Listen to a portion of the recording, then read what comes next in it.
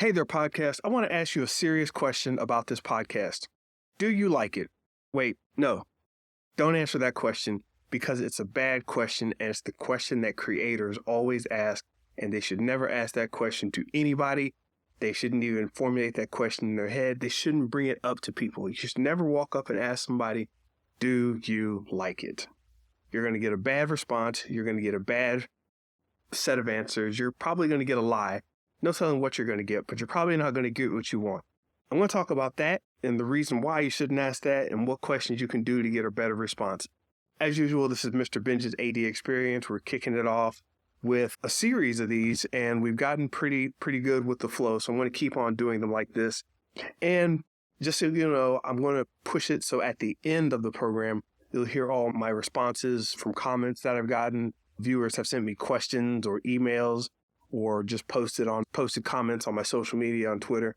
And I'll wait till the end to answer all that instead of putting it at the beginning. I was putting it at the beginning for the people that came in on the podcast, but until we get more people jumping in right at the beginning of the podcast, I'll just get right into the action and keep it going that way. So just playing with the format a little bit. So that's how it's going to go for right now. But yes. Do you like it is the worst question you should ask. In fact, I'm going to pin that as a comment right now. Never ask, did you like it? If you can think of some ways why people would ask that or some other questions you might ask, I'd like you to go ahead and think about those. Send them to me if you've got some, you want to compare notes. Because I've been doing creating for much of my life and all of my life actually. And creating video games professionally. I did that for 13 years. So there was always something, oh geez. I'll tell you about the NyQuil story later. But there's always been something I've been creating. And, just a part of that whole creative aspect is asking people questions. And this is the question I found that was most troublesome, caused the most headaches, wasted time, etc. Never ask, do you like it? All right. Just posting that up so people can respond to it. Boom. Now we're pinning the comment so anybody who comes in here will be able to see it. All right. There we go. Once again, thanks everybody for coming through. Hope all your creators are feeling well out there, feeling good, creating to the best of your ability and changing the world in the positive with your creations. Because how else are you going to change the world without actually getting up and changing something, aka creating? So the question came up, it's come up a lot. What do you ask people? How do you get good feedback? And this is a whole science. This is a whole topic of psychology, development, production, marketing, etc. There are a lot of pieces to this, and I'm not going to give a whole focus group class here on how to hold creative sessions where you're getting critique and feedback. I might break it up into parts. If there are certain parts you are interested in, let me know and I'll be sure to address those. But in the meantime, I just wanted to talk about this particular question because it's one that I hear not only creators and developers, but I hear people just doing their thing, cooking dinner, putting their kids' clothes together, planning a trip. They'll just ask somebody very simply, do you like this? And that's a bad question. So over the years, I've just searched for something to do. As I said, I built products all my life pretty much. And one of the biggest problems with this question is people don't know how to answer it. And you're assuming that don't like means dislike, and that's not true. So it's there. Oh my gosh, there's so many angles to this. Let's start with this. You're trying to protect yourself, and that's the first thing you should stop doing. Stop trying to protect yourself. Because if you're trying to protect yourself, you're not going to get a good answer. And when you say, do you like it? That question automatically protects you from harm. You don't get humiliated when you ask that question. People are nice to you.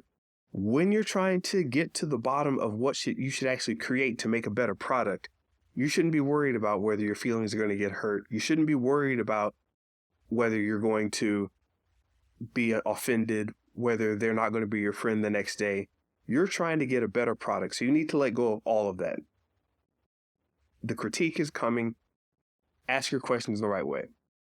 And putting up the preface of be brutally honest, that's an attempt that may help, but it doesn't really get you where you want to go. So when people say, hey, tell me what you think of this, be brutally honest. Okay, you can tell them to be brutally honest, but it's still not what people are generally thinking about. How's it going, Todd? It's still generally not what people are accustomed to doing. And you'll waste years of your life because you can go for very long periods of time hoping and asking people, do you like this? Or are you happy with what I'm doing? Is everything okay? And you'll never get around to asking those questions that move you forward. So your questions are softer than they really should be. And I'm going to tell you in a few how to make your questions a little bit tougher, a little bit harder, and have a little more grit to them. Not so they hurt you, but so they take off the sharp edges on your product. They smooth out what you're trying to build, and you can actually involve other people in building a proper product, whether it be a piece of artwork, whether it be a song, a building, a family trip, whether it be, a meal you're cooking, you're planning a picnic, doing someone's tax returns, whatever. None of that really matters, just as long as you're getting the hard questions in that make your product better. Because once your product is better, your friends are going to actually appreciate you more, and you'll actually feel better about it. So why aren't people inclined to really critique you? This was difficult for me to think about because I am a very critical person just by nature. I'm judgmental, not being mean, but I am critical. I notice things and think, what would happen if you did it this way? Or what would happen if you did it that way? A lot of people may be this way, but they just leave it alone. I actually will start to poke at it and say, hey, what if we tried this? Would you like something faster or more reliable? Would you like something more reliable or cheaper to build? Would you like something cheaper to build or something that's easily portable or whatever? There's a bunch of different criteria. So you can't ever say that something's good or bad without asking these questions. And that's where my critique comes in. I'm fascinated with development and how things get developed. But most people aren't. And as a creator, you've got to realize that most people are just trying to keep everybody around them happy. And if you're happy making bad paintings, they'll let you go your entire life making bad paintings. I made I made paintings that weren't at my top level for a while. And when I changed my style one day, one of my mentors said, yeah, this is what I've been waiting on you to do. Yeah, you should have done this. And I was hoping you'd figure out. I'm looking at him like, hold on, you're supposed to be my mentor and you didn't tell me this. Why didn't you tell me this? And I started to blame him for not telling me what I needed to hear a while ago or what I wanted to hear a while ago. But that was my fault. Somehow I was so sure in the direction that I pushed this person's opinions into a, closed room where he couldn't let them out, or he didn't feel he wanted to let them out in front of me. So the big thing to realize is that people aren't really inclined to critique you. And here's a couple reasons. One, they don't know what to respond to. Often when we ask them, do you like it? We may be thinking about, as I said, there are many variables, right? Whether it's fast, sturdy, cheap, portable, usable by a lot of people, whatever the criteria is for whatever you're building. And we'll just use paintings because paintings are simple and people know I paint. So we'll just use that as our running example. But if you say, what do you think of this? If you have a painting that seems like it might be political or it has pharmaceutical elements, it has war elements, it has country elements, it has cultural elements, and it starts to get a little political, people may not know exactly what you're asking them for. So if they don't want to get into a political argument, they may pull back their response and like, I don't know exactly what to respond to here, so I'm not going to give you a decent response. They're just going to say something, once again, that's either going to be nice to you or something that won't, quote unquote, offend you. Or they could just be wrong about what they think you want because they're not mind readers and neither are you. So people don't know what to respond to when they're looking at your art. In fact, you may already have the political idea solid and you're asking about color, but you come up and say, hey, do you like this? Their mind starts running off about color or whatever, and you're sitting here, their mind starts running off about politics, and you're thinking about the colors, or the size, or the fidelity of the paint, or whatever. Make sure you think about the fact that people don't know what to respond to. And I'll wrap back around. As you listen to this, I'll let you think of questions that you could be asking, but I'll wrap back around and give you some examples that we could use. 2, a lot of people don't want the work of trying to figure out your development issues. They just want to be left alone and go back to you and them smiling and being happy with each other. I'm supposing that you're asking your friends, the faster they can answer your question and have you smile about it and have you be happy, the faster they can continue whatever they're doing. So they're not going to, they may sometimes try to think deeply about what you're doing, but most often they'll say, oh no, it's cool. And they'll brush you off. And you didn't give them a reason to go deep either. So they'll just, oh no, I like it. Oh, it's all right. Oh no, I like the color. And you'll get these very simple answers. And people are okay with this. But that's weak. And third thing, I mentioned this before, but they won't feel like offending. If you offend somebody or run the risk of not even offending them, if you run the risk of dampening their spirit in any way or possibly being misunderstood, this cute friend of mine showed me a nude painting of herself, and she's like, what do you think? What am I going to say? If it's a bad painting, but I still think she's beautiful, or I think the painting's beautiful and she shouldn't be posing nude, I don't know, it's just like, there are all these random thoughts that could be happening, and it's just an awkward question. So do you like it was a weird question for me. And I actually don't remember what I said. I think I blacked out and started, BSing my way through it. But it's just I didn't want to offend anything. I didn't want to go down that route. And it made me uncomfortable. I'm even uncomfortable thinking about it, wondering if she might listen to this at some point and be like, hey, that was me. Still, I have nothing to say about that painting or you, because awkward, and I'm not sure if we have that type of communication properly set up. So it's just a comfort feeling. You got to get people comfortable. So a lot of times they're not comfortable asking a question. And then you ask them the easy, comfortable question, do you like it? Which they lie about. So don't do that one either. Don't make anything uncomfortable. Let's see. Also, people don't really care about you. They just don't care. You're doing your art thing, you're in your own world, you're developing and creating, you've got some idea. If you watch any kind of biographies about people who develop industries, businesses, activities, whatever, there was always people around them that told them things like, hey, you should do it this way, you should do it that way, or I think this. And they didn't care what the actual person did or said. They were just like, they didn't care. It didn't matter if it was good or bad. They just don't care. They can't care because it doesn't exist. It's just floating around in your head. Or you only have a mock-up. You haven't really changed their lives at all. So, you could come to me with your new painting or your new dish you want me to taste. It's like, hey, what do you think? And I'm like, okay, I really don't care. I care. You're my friend and this is important, but yeah, I don't care. Most people don't care. They're just trying to go about their business and have everything run smoothly. And this is a little service that they're paying to you. So those are 5 things you could think about when you have to have that realization that they're not really inclined to help you. So how do you start getting in the mode of having people actually do something or say something or interact with you in a way that's helpful to you and to them?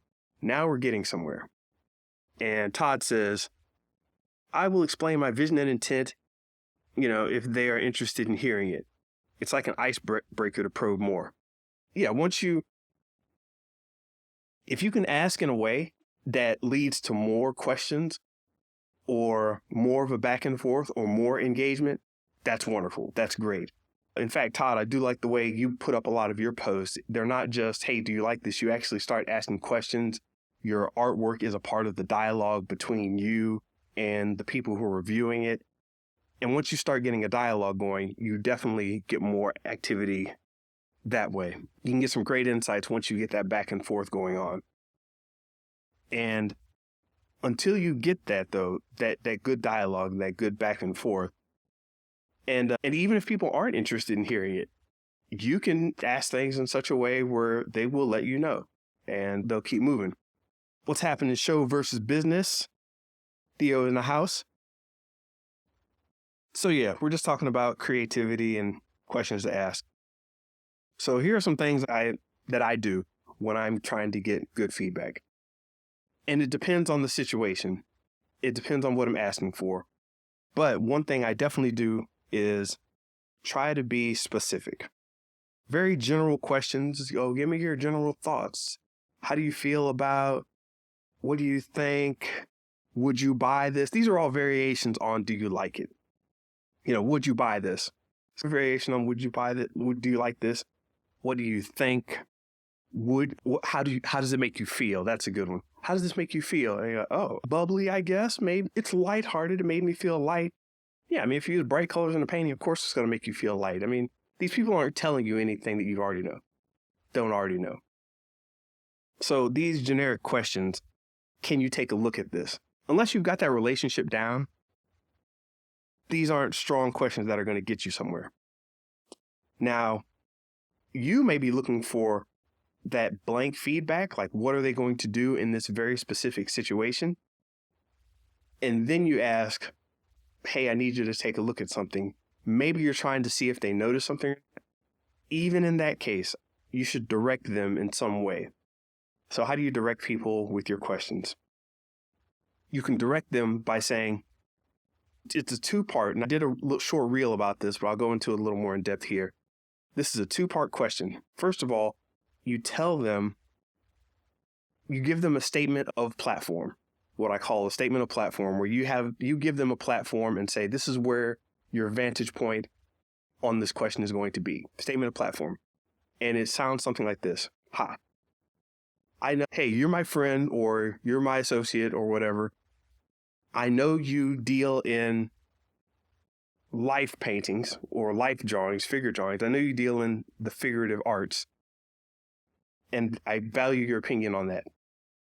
That's the first part. You say, hey, here's what I value about you. I know that's where your expertise is. This is what I'm looking for you to respond to in that area, in that platform, in that arena. So you say, hey, listen, I know you like figure paintings. I know you like dealing with the human body and anatomy and things like that. Because of that, I want to ask you about this painting right here. And then that's when you transfer into what you're doing. And you frame the question. They've already got the platform.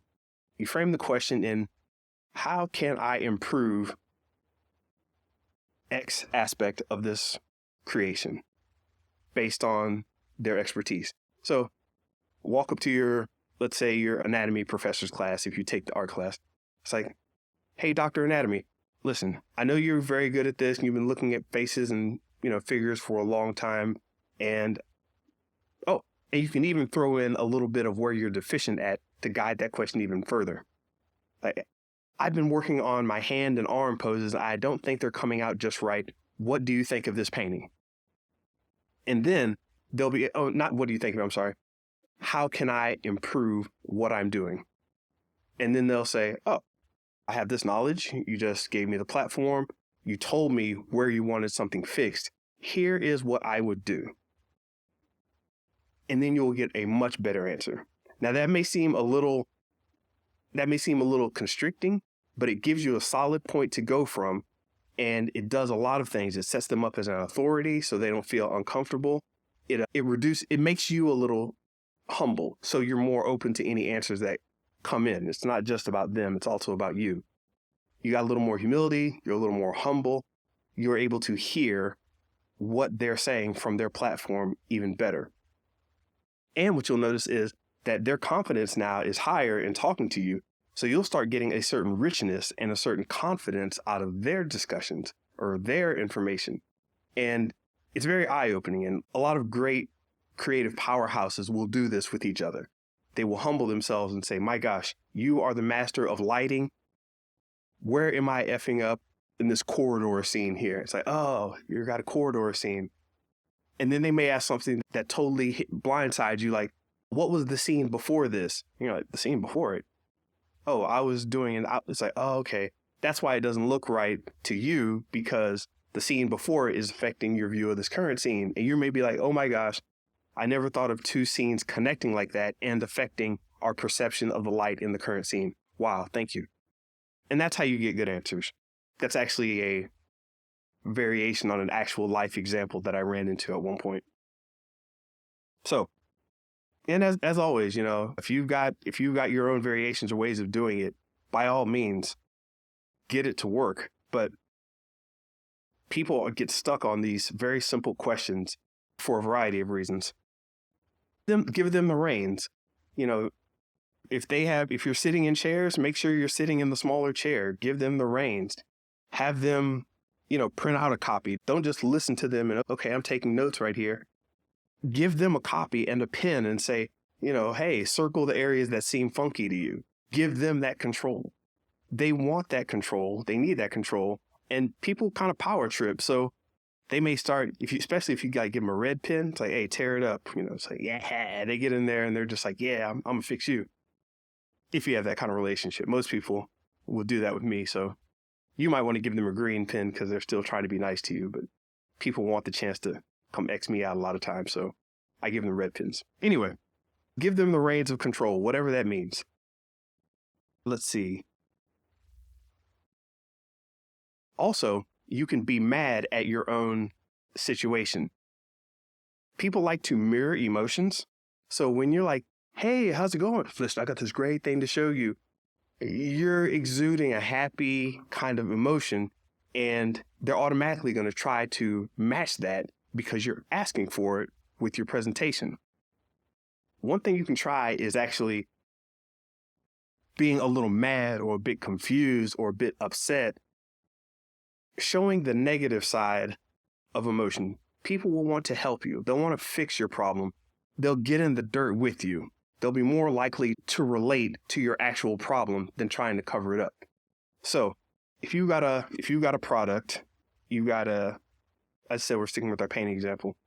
You got a painting, you bring it, you say, hey, can I borrow you for a second? You got it, sure. Sits down, bring the painting, slam it down, like, God dog it. Look at this. I keep working with the sky and something's happening with the way I'm painting the sky. It's supposed to be cloudy, but I don't want it to be too busy. It's just not flowing right to me. Listen, I know that you have looked at a lot of these types of paintings before, and I'm just too close to it. I can't see what's going on. You've seen these kinds of things before. What am I doing? And throw that little extra angry emotion in there, like you're angry at it, or the confused emotion, as I said. You can try other types of negative emotions where it's like, I just don't get it. Or I'm mad at it, or you're sad because, oh my God, I got to get this done tomorrow. Whatever negative emotion, they'll be like, hey, they'll come to that place for a second and be like, wow, this person's sad. I should be a little sad too because, I'm a person and people try to mirror emotions. So now when I look at the painting, I start thinking to myself, or that person starts thinking to themselves, now I can look at this and from where their perspective is, sad, angry, upset, they can try to fix it. They'll want to fix it with you and themselves, and both of you will be happier. Major awesome hack. You should always love your product. You should always be enthusiastic and happy with it. But when you're asking for a bit of a consultation, throwing in that negative emotion that you feel towards it could be a way to get them to feel better towards helping you, especially once they give you a response that you can deal with or that you can use. Then you show positive emotion like, oh man, you are totally right, dude. Oh man, you are great at this. Thanks so much. You give them the handshake, pull in hug, or, give them a punch in the shoulder. And that'll set them up to do this again next time. I used to have a lunch meeting every week or every 2 weeks with some friends, and we would just critique the hell out of each other's work. And it got to such a point where it was almost just like people would come in, slam their sketchbooks down. All right, I've been banging on this for a week. I cannot figure out how to make this character work. What's the character's name? Runabout. The character's name is Runabout. He's just crazy. He's fast. He moves around. And we're, going through sketches, and we're so used to being angry. We all want to get to that happy feeling of, yeah, we progressed. So at some point, somebody renames the character. It's like, wait a minute. It's not about the drawing. It's about the name. He shouldn't be called Runabout. He's crazy. Let's call him Run Amok. Everybody gasps, high fives each other. Whole group is happy. It's amazing. That the way you could ask that kind of question. Like, hey, everybody, come fix this. Great. Let's see. Show versus business. Online creators are trying to form a union. Did not see that. I'll get back to that later. While that's interesting, I got to add that to my show versus business notes and definitely my creative notes. That's an interesting one. Let's see. TJ Cruz. Interesting. I've not thought deeply about this topic, but solid insights. Humor also goes a long way to get people to provide useful feedback. Humor in what sense? Oh, yeah. I could think of humor like if you're laughing at your own product, maybe that's what you mean. Like if you're laughing at your own product, like, in fact, once again, back to the anatomy class, I remember doing a picture of trying to draw from a picture and showed it to a person. And the first thing I said was a disarming statement. I was like, yeah, this person's had a lot of plastic surgery, and I don't know if I need that when I'm learning how to draw people. And then that person laughed, and we were able to laugh at my bad anatomy. And we were like, you know what? I get it. That was funny. Okay, let's try to fix up this drawing of yours. Because the person drew for a living. I never was a figure artist for a living. I never did that. So, yeah, laughing at it. It's a certain sense of humility. That's definitely one of the things, I was pushing for. So, yeah, however you can do that to get in and maybe negative emotions, not the right word, but getting into a vulnerable situation, because that's the whole point of critiquing, right? You want somebody else's energy to enter your own sphere and help you expand, fortify, broaden, brighten, whatever the product that you're creating, what you're developing. Yeah, and that gets their emotions involved. And back to one of the last things you can do when asking somebody or talking with somebody is to ask direct and specific questions. I mentioned this before a little earlier, but it's key. For some reason, we really love to get into just tell me your general thoughts or just let me know what you think. And there's a place for that. But you walk into a restaurant and, hey, tell me what you think. Okay, walls are nice and the food came on time. You're just not going to get strong answers. So being very specific and direct. Don't beat around the bush and we were thinking about updating the decor, and it's like, listen, I've got 30 to 40-year-old males coming in here. I think the place is a little too bright. I don't know this neighborhood, but I get a bunch of 30 to 40-year-old males from this neighborhood rolling in here after work. What do you think I should do to the decor? And it's like, oh, okay, that's a very direct question. When my friends come over to my place, they get really excited and they start doing whatever, and they all tell me that they like this. Or, you know what, if you go down to that place 6 blocks down, they do it like this. And it's like, okay, you start learning something. What do you think? That's going to waste your time. So that's one of the reasons why I use the specific questions. And direct questions. Direct and specific. So direct, that'll get you, that sounds pushy, but what I mean by direct is cutting out the small talk. Like, hey, how you doing? Would you like a seat? Would you like to drink a cup of water before you answer my long and drawn out and obtuse and unqualified questions? I'm just going to ask random stuff and we're just going to talk for 17 hours and I might get people don't want all that. Just get to hey, here's the question. They don't know, and it's a very direct question. They're like, I don't have a thought on that. You could change the question, or you could say, think on it, and get back to me later. Either one of those is fine, but being direct and quick works out great. So if you're wondering, Todd, you asked, thought deeply, you said you haven't thought deeply about this topic.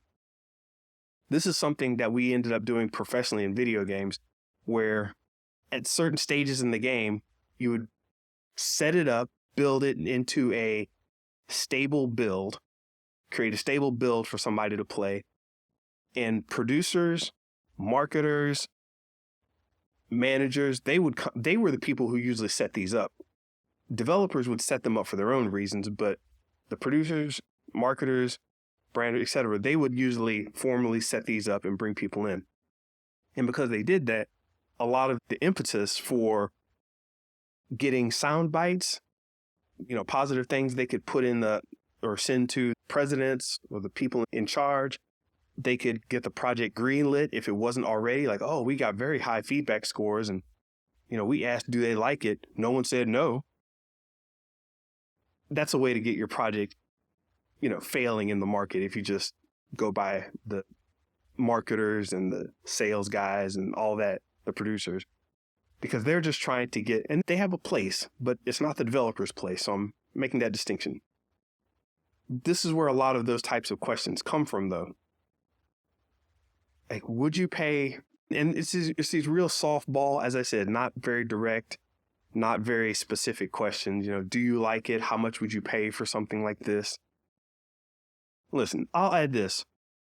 If you can start asking a question that elicits an emotion, or figure out a way to present something where the emotion a person shows is paramount to getting the good response. If you can set it up to where an emotion is your metric, then you will start truly getting at it. Because no matter what they write down, if you can force an actual emotion out of a person or an actual behavior out of a person, then you're getting somewhere.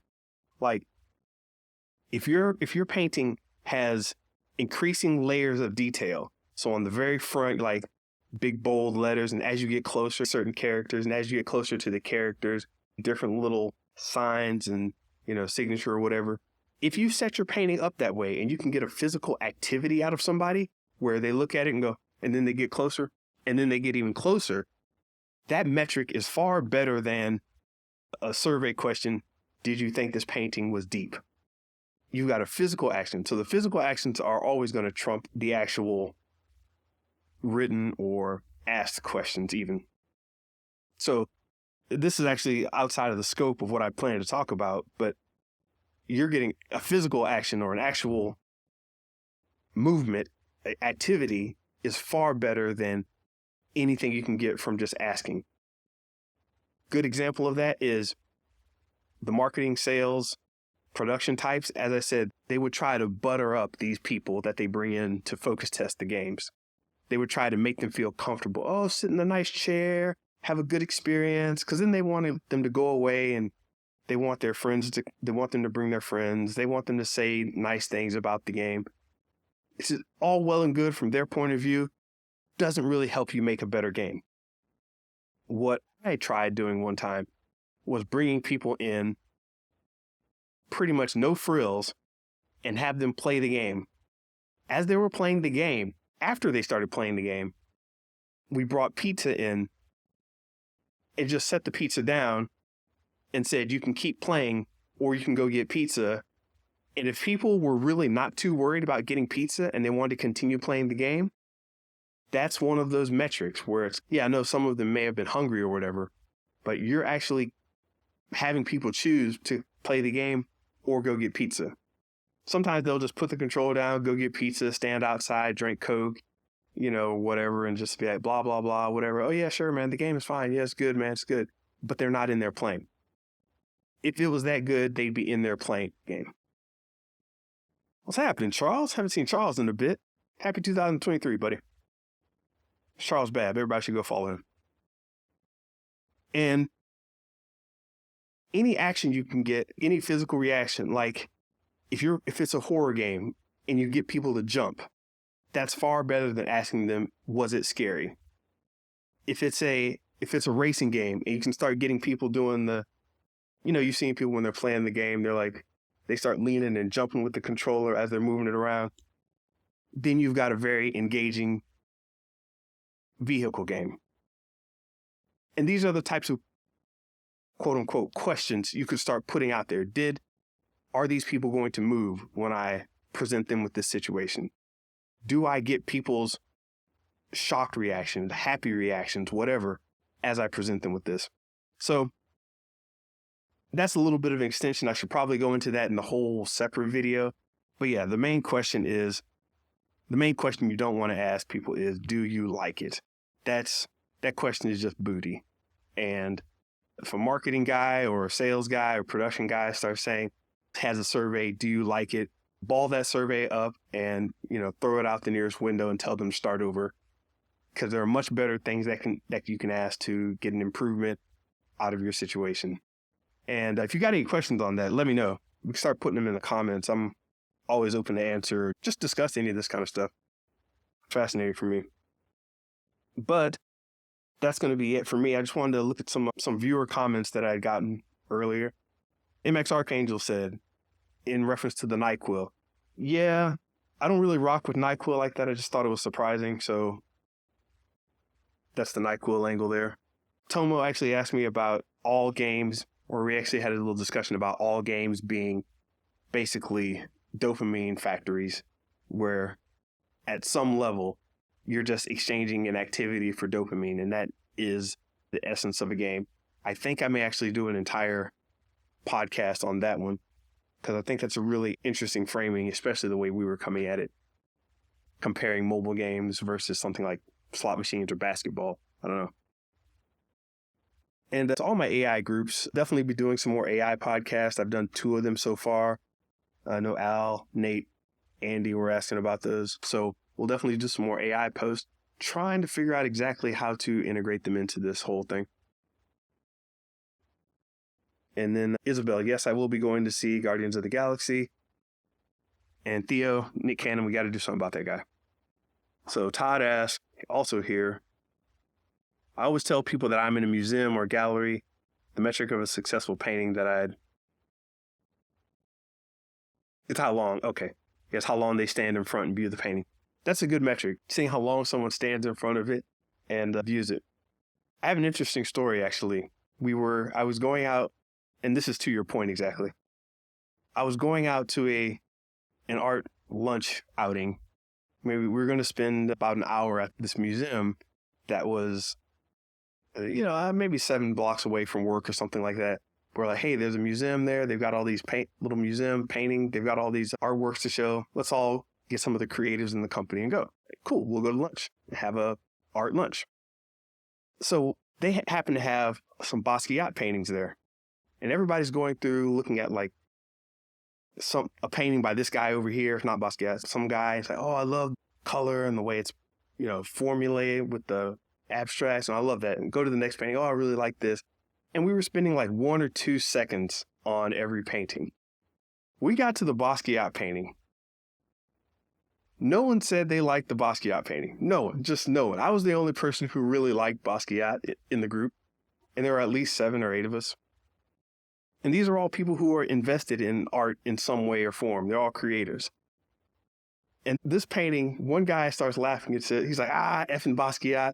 I don't even know why he's in here. This is garbage. I hate this kind of art. And someone said, yeah, me too, but I get it. He was an interesting person. And someone else said, yeah, I heard that he did this and that. And they started saying, what does that have to do with this painting?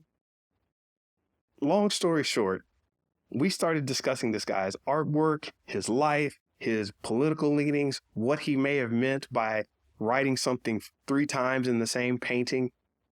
The fact that he was, oftentimes painting in front of people and changing his painting as he had people partying around him. So it was just the essence of an artist was coming out in this painting from decades ago. The essence of that artist was seeping into those people that were in front of the painting, and they were all arguing it. I'm like, it's still happening. It's still there. It's still a thing. So seeing that reaction from a Basquiat painting blew my mind. Like, wow, there it was in the flesh. And after everybody left the painting, it was definitely at least 15 minutes standing there talking about discussing his art, life, painting, etc., and pop art in general. After all that talk about it, people just went on about their business. And I'm fascinated by the situation because I'm like, wait a minute, didn't anybody realize that Basquiat just accomplished what no one else in here did? He got people actually discussing the art and doing what the painting itself was talking about. It was one of the ones where the brain was showing and he was just having thoughts, and thoughts were all over the place. And it was all of Basquiat's paintings are rough, but it was a rough presentation. And I was thinking to myself, that idea just came across out of that painting into that group of people, and they didn't realize it. None of them really realized it. Maybe they did later on, but I couldn't tell. So, very fascinating stuff. And it's interesting when I've gotten certain reactions from my paintings that are on that next level, that really show you how somebody can be moved with emotions. So speaking of being moved by emotions, I am moved by the clock. I said I was going to do these and only do them for 30 to 45 minutes. So I think we're up at that time right now. I'm going to be coming back quite often doing these, pumping them out to the podcast streams. I'm pumping them out to YouTube. I'm finally getting in that flow. They'll get a little more advanced as I get my process down and correct. Listen, any comment on any of my posts and let me know what I should be talking about or what you think might be interesting. In fact, I know you guys are creatives yourself. So if you see something out in the world that's a creative anomaly or something that's creatively interesting to you or something that's missing out of the creativity scene that needs to be discussed, or why aren't they talking about creativity in this way? Why aren't they talking about how we're creating new games with AI or something? Throw those in the comments. I want to see them because I think we've got good things to discuss here. And if you're involved also, we could throw some shine your way. We'll make it a two-way street. So I don't know if you guys caught that, but at the end, I was almost going to be like, hey, what do you guys think of this podcast? But that's a boring question. So I actually want you to jump in the comments and let me know something creatively that you think would be interesting, because I know you guys create interesting things and something you're seeing out there in the world right now. Things are crazy. Things are changing. I want your perspective on how things are changing and where creators are landing on their feet or falling on their face. Anyway, that's going to do it for me. Thank you very much. This is Mr. Benja, Mr. Benja's AD Experience Live. See ya.